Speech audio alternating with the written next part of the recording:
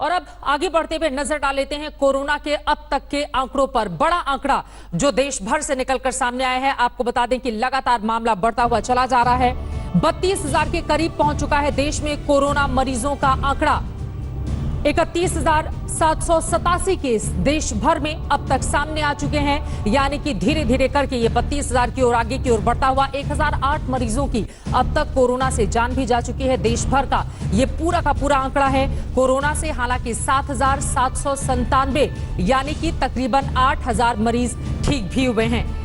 वहीं बड़ी तादाद इस बात की है कि सबसे ज्यादा परेशानी का सबब महाराष्ट्र सरकार के लिए 9,000 जहां पर आंकड़ा बढ़ता हुआ चला जा रहा है। अलग अलग राज्यों के हिसाब से भी हम आपको दिखाएंगे कि इस वक्त की सबसे खराब स्थिति किन राज्यों की है, लेकिन उसके पहले जो बड़ी खबरें कोरोना से जुड़ी हुई हैं उसके बारे में एक बार फिर से आपको हम जानकारी दे देते हैं। वहीं इन सब के बीच राहत भरी खबर जो हमने आपको सबसे पहले बताई वो यही है कि गृह मंत्रालय की ओर से जो नई गाइडलाइन जारी की गई हैं, मजदूर और छात्र फंसे हुए हैं अलग अलग राज्यों के, वो वापस लौट कर चले जाएंगे। लेकिन ताजा आंकड़े अलग अलग राज्यों के हिसाब से आपको हम दिखाने की कोशिश करते हैं। आप देख रहे हैं महाराष्ट्र में 9,318 मामले अब तक सामने आ चुके हैं। 400 लोगों की जान अकेले सिर्फ महाराष्ट्र में जा चुकी है। और मुंबई पुणे सबसे ज्यादा प्रभावित है मुंबई का, और उसके बाद बारी आ जाती है पुणे की। ये दो हिस्से बुरी तरह से प्रभावित है महाराष्ट्र में। गुजरात की बात करें, अहमदाबाद से हमने देखा था किस तरह से मामले लगातार वहां पर बढ़ते हुए। कुल गुजरात में आंकड़ा 3,774 का सामने आया है। 181 लोगों की जान जा चुकी है गुजरात में। राजधानी दिल्ली की बात करें, 3,314 मामले दिल्ली से सामने आए हैं। 54 लोगों की मौत हुई है। दिल्ली में भी अरविंद केजरीवाल सरकार के लिए ये बड़ी चुनौती। वहीं मध्य प्रदेश में शिवराज सिंह चौहान के सामने 2,561 मामले अब तक का ये आंकड़ा है, जबकि 119 लोगों की जान गई है।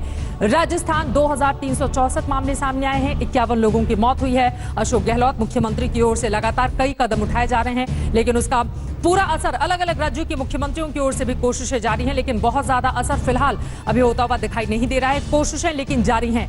वहीं दुनिया की बात करें तो देखिए, अमेरिका सबसे ज्यादा प्रभावित मुल्क, सबसे ज्यादा परेशान मुल्क। 10,35,765 आंकड़ा पहुंच चुका है मरीजों का सिर्फ अमेरिका में, जबकि 59,266 लोगों की मौत अमेरिका में हो चुकी है कोरोना की वजह से। इतना बड़ा आंकड़ा और बुरी तरह से त्रस्त अमेरिका। उसके बाद बारी आती है इटली की, जहां पर 2,01,505 मरीज अभी तक संक्रमित हैं, जिनमें 27,359 लोगों की जान जा चुकी है। इटली के बाद स्पेन तीसरे नंबर पर है, जहां 2,32,128 मरीज कोरोना से संक्रमित हैं, जबकि 23,822 लोगों की मौत स्पेन में हो चुकी है। फ्रांस का आंकड़ा 1,65,911 मरीज हैं। 23,660 लोगों की जान फ्रांस में जा चुकी है।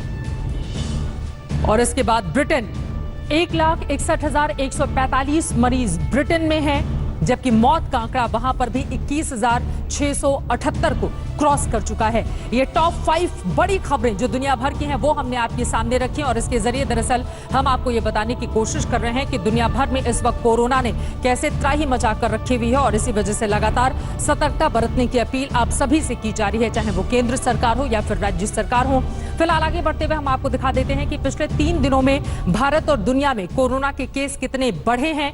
ये आंकड़े हमें डेटा इंटेलिजेंस यूनिट की ओर से हमें दिए गए हैं, और ये हम आंकड़े आपके सामने रख रहे हैं। देखिए, दुनिया भर का आंकड़ा क्या कहता है और हिंदुस्तान का आंकड़ा क्या कहता है। अभी तक भारत में 31,000 से ऊपर मामले जा चुके हैं।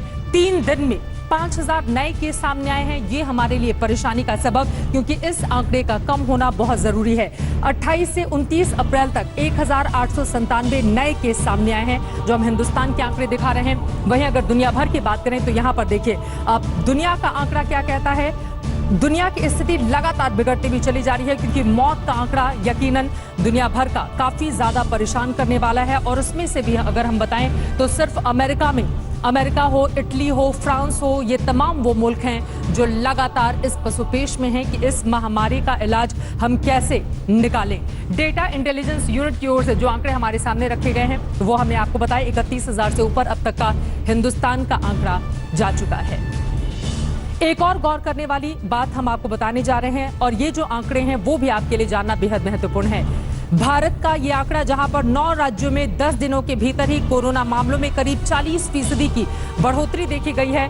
वो आंकड़ा भी हम आपको दिखा रहे हैं। देखिए, अलग अलग राज्यों के हिसाब से हमने आपको बता दिया है, लेकिन अभी DIU का आंकड़ा 27 अप्रैल तक के ये आंकड़े हैं जो हम आपके सामने रख रहे हैं। महाराष्ट्र में बीते 10 दिन में केस किस तरह से बढ़ते हुए चले गए हैं, हिंदुस्तान के इस मैप के जरिए भी आप समझ सकते हैं कि सबसे ज्यादा प्रभावित ये पूरा का पूरा हिस्सा, और इसको कैसे कम किया जाए यही चुनौती इस वक्त सबके सामने है। सबसे ज्यादा परेशान महाराष्ट्र, जहां पर आप देख रहे हैं 60% तक 27 अप्रैल तक के ये आंकड़े लगातार बढ़ता हुआ। गुजरात में देखिए 72% तक जा पहुंचा है। राजस्थान, दिल्ली, मध्य प्रदेश, आंध्र प्रदेश, बिहार, पश्चिम बंगाल और उत्तर प्रदेश भी लगातार इससे परेशान है। दरअसल इन आंकड़ों के जरिए हम आपको ये बताने की कोशिश कर रहे हैं कि भारत का 9 राज्यों का ये आंकड़ा, जहां पर बीते 10 दिनों के भीतर ही कोरोना मामलों में करीब 40% की बढ़ोतरी हो गई है, और इनमें भी सबसे ज्यादा परेशान महाराष्ट्र, जहां पर कोशिशें लगातार की जा रही हैं, लेकिन अब तक सफलता नहीं मिल पा रही है। और अब आगे बढ़ते हुए कुछ और महत्वपूर्ण जानकारी जो कोरोना से जुड़ी हुई है, क्योंकि अलग अलग राज्य सरकारों की ओर से लगातार कड़े और बड़े फैसले लिए जा रहे हैं, लेकिन उसका कुछ बहुत ज्यादा बड़ा फायदा अब तक मिलता हुआ दिखाई नहीं दे रहा है। लेकिन कोशिशें लगातार जारी हैं, क्योंकि कोरोना को हराना है, देश को बचाना है। नमस्कार, मैं हूं अंजना ओम कश्यप। हमें उम्मीद है ये वीडियो आपको पसंद आया होगा। लेटेस्ट खबरों के लिए यूं ही देखते रहिए आज तक, और इस वीडियो के पसंद आने पर लाइक, शेयर एंड सब्सक्राइब करना ना भूलें।